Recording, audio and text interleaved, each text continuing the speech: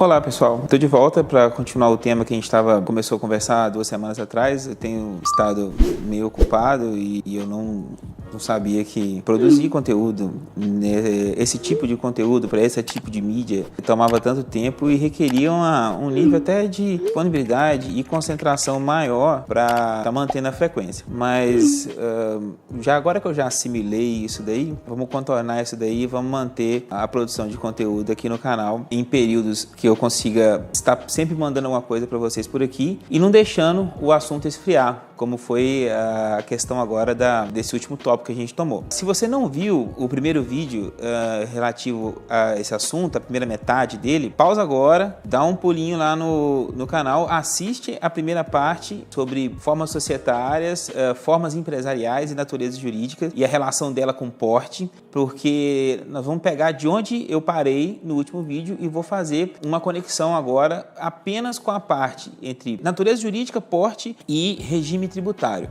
ok? No vídeo passado, para capturar aqui onde paramos, a gente entendeu que natureza jurídica é uma coisa, porte empresarial é outra e tributação é uma outra coisa, regime tributário é uma outra coisa que está sim interligado com esses 2 últimos tópicos.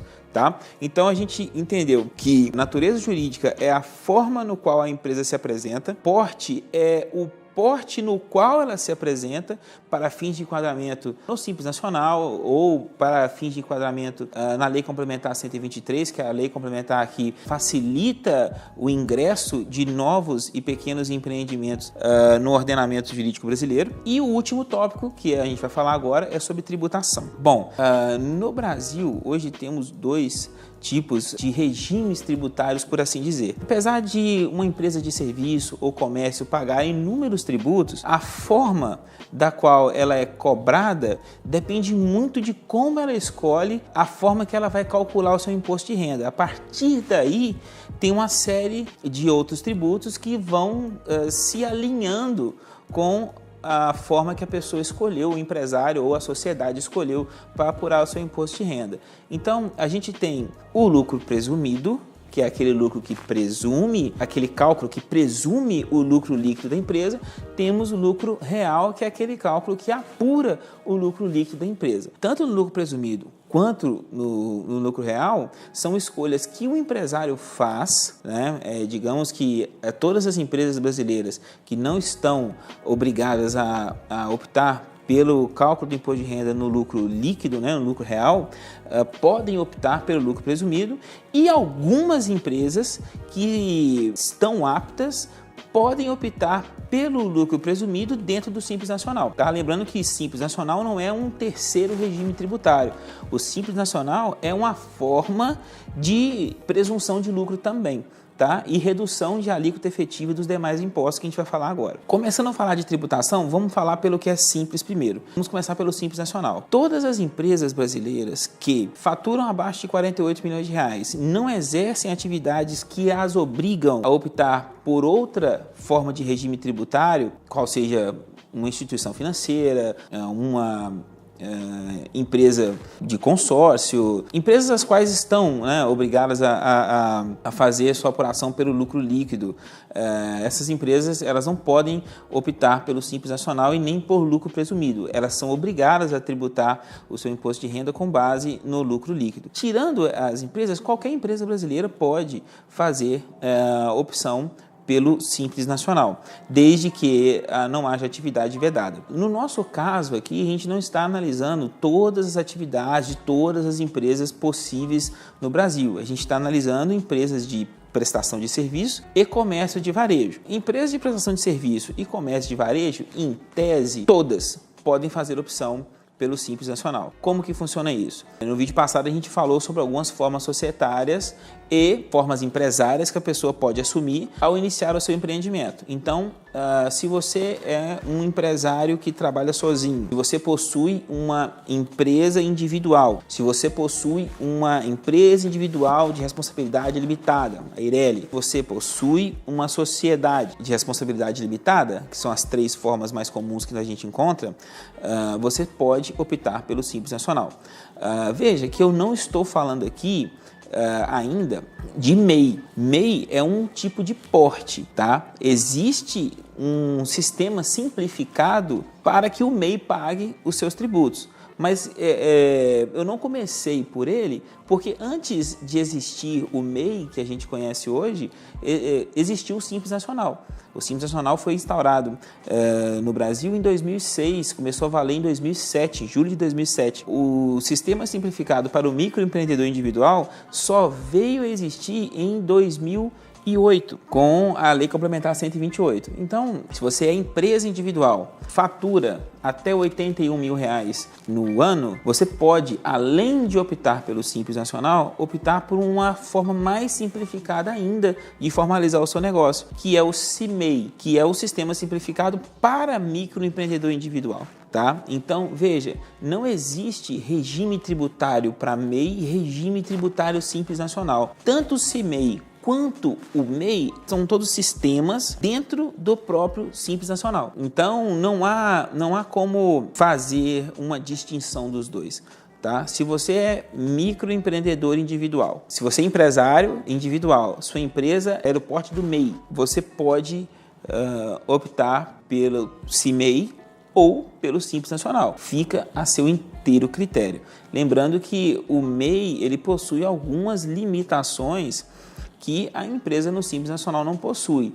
O MEI não foi feito para uma empresa se adequar ao MEI. É equivocado distorcer a forma que a sua empresa atua para que você se enquadre em um regime tributário que aparentemente é mais barato. Não se esqueça que tributo no Brasil ele tem que ser entendido ao pé da letra. Não faz parte de estratégia tributária você simular situações a qual a sua empresa não se enquadra a fim de se enquadrar em um regime mais barato. Então veja, MEI surgiu no Brasil com qual intenção? Com qual necessidade? O MEI surgiu no Brasil para dar forma jurídica a empreendedores que sozinhos trabalham e trabalham acompanhados de até mais uma pessoa. São pessoas que prestam serviço ou vendem produtos ou até mesmo industrializam produtos, mas de baixíssima escala, de pequena monta. Lembre-se que o MEI só oferece cobertura previdenciária para o empresário no limite de um salário mínimo. E para o empregado deste empresário, quem opta pelo MEI paga a contribuição previdenciária normal como uma empresa no Simples Nacional paga. Então, não tente tampar o sol com a peneira.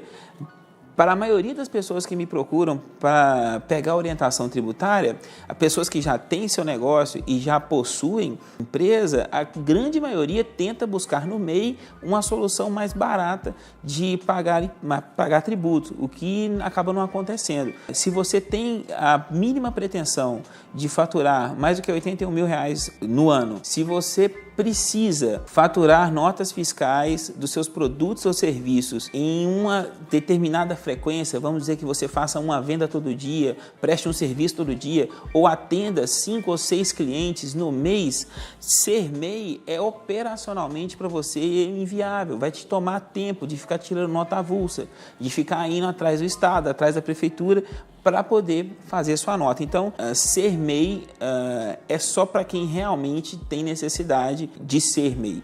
Tem que fazer uma análise. Tirando isso, nós temos o Simples Nacional. Então, dando uma resumida no que eu falei até aqui, se você é empresário individual, você se enquadra no porte de MEI, você pode optar pelo CIMEI. Você pode também, sendo empresa individual, mesmo que esteja com porte de MEI, se desenquadrar desse porte de MEI e para a microempresa, que é o ME, que nós falamos no vídeo passado, e optar pelo Simples Nacional, tá? Então, nós temos duas sistemáticas de recolhimento de imposto dentro do Simples Nacional. Então, Simples Nacional serve para qualquer empresa. CIMEI, né, que é o sistema utilizado pelo MEI, só serve para MEI. Mas, Marcelo, sou comerciante, tenho uma empresa de comércio varejista e eu estou para sair do Simples Nacional. O que eu faço? Bom, é hora de fazer conta. Você sempre tem que levar em consideração que o seu negócio pode ser maior do que ele é hoje. Você empreende hoje porque você tem esperança de crescer todo dia.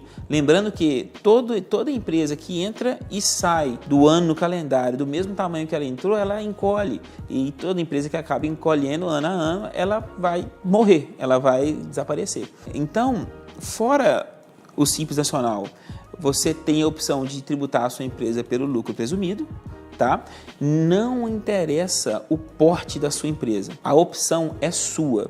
Se você tem uma microempresa e você deseja não optar pelo Simples Nacional, você pode ser microempresa e entrar no lucro presumido. Esse nexo, essa conexão que todo mundo faz entre MEEPP e Simples Nacional, ela não existe. Ser microempresa ou ser empresa de pequeno porte é condição legal para se optar pelo Simples Nacional,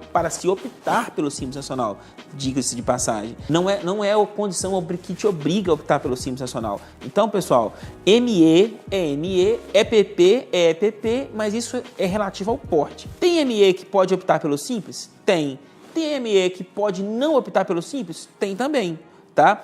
A estratégia tributária do seu negócio é você que define o que é melhor para você. Então, conforme a gente falou no começo do vídeo, nós temos no Brasil duas linhas onde a gente calcula os nossos impostos baseado em como a gente escolhe a tributação do nosso imposto de renda. A gente pode ser tanto lucro real quanto lucro presumido. A gente pode também lembrando que Simples Nacional é uma forma, é uma espécie de lucro presumido, optar pela sistemática de recolhimento e apuração dos impostos, que é o Simples Nacional, que só pode optar por ela quem é ME ou EPP. Tá? Fora disso, você vai ter o seu ICMS a débito e crédito, o seu PIS e COFINS cumulativo no caso do lucro presumido, não cumulativo no caso do lucro real. Mas isso aí é matéria para você fazer uma consulta só sobre esse assunto. A minha intenção aqui agora é mostrar para vocês qual é a conexão, como que funciona isso. Natureza jurídica,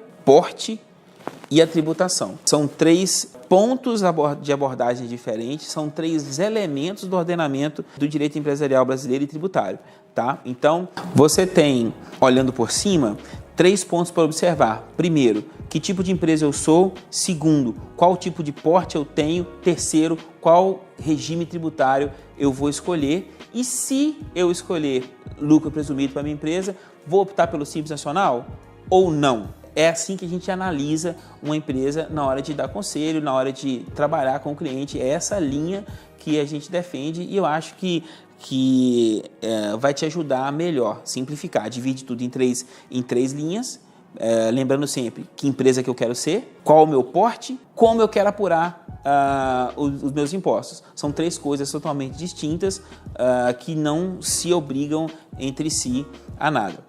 Ok, pessoal? Bom, se você tem qualquer outra dúvida sobre esse tema, queira me perguntar, só deixar a pergunta aqui embaixo e eu vou respondendo à medida que a semana for passando. Se você não está inscrito aqui no canal, se inscreve, curte, compartilha, comenta. A sua opinião é muito importante pra gente. Fique ligado aí no canal que vem coisa boa por aí. Vamos estar colocando conteúdo aqui quinzenal, se não ser a minha vontade que fosse semanal, mas se inscreve aí, compartilha, divulga, que a nossa comunidade fica forte à medida que a gente vai conversando e vai trocando ideia. Valeu?